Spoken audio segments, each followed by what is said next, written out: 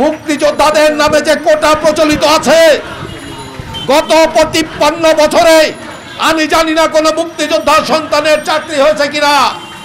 আমার বয়স ৬৯, আমার সন্তানের বয়স ৩৫-এর উপরে।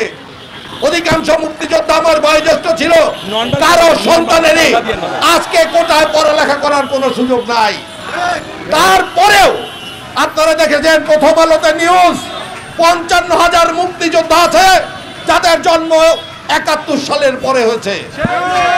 অনেক মুক্তিযোদ্ধা আছে যার বাবা বিয়ে করেছে স্বাধীনতার পরে।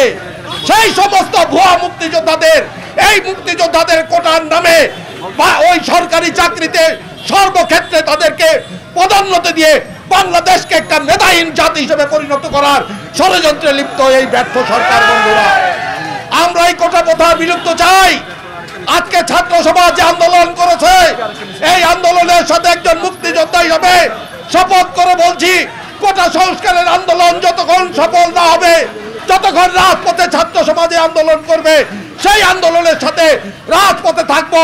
বিজয় অর্জিত না হওয়া পর্যন্ত আপনাদের ছেড়ে যাব না। সারা দেশে একটি ন্যায্য দাবিতে দল মত নির্বিশেষে সাধারণ ছাত্ররা যখন আন্দোলন করছিল, যে আন্দোলনের সাথে শুধু মুক্তিযোদ্ধা নয়, সারা বাংলাদেশের প্রগতিশীল মানুষ একাত্মতা ঘোষণা করে ধীরে ধীরে রাজপথে বেরিয়ে আসছিল, ঠিক সেই সময় আজকের অনির্বাচিত, বারবার জোর করে ক্ষমতায় আসা খুনি প্রধানমন্ত্রী শেখ হাসিনার নির্দেশে আওয়ামী লীগের গুন্ডা সন্ত্রাসী বাহিনী সাধারণ ছাত্র ছাত্রীদের উপর ঝাঁপিয়ে পড়ে আমাদের ৬ জন সহযোদ্ধাকে হত্যা করেছে।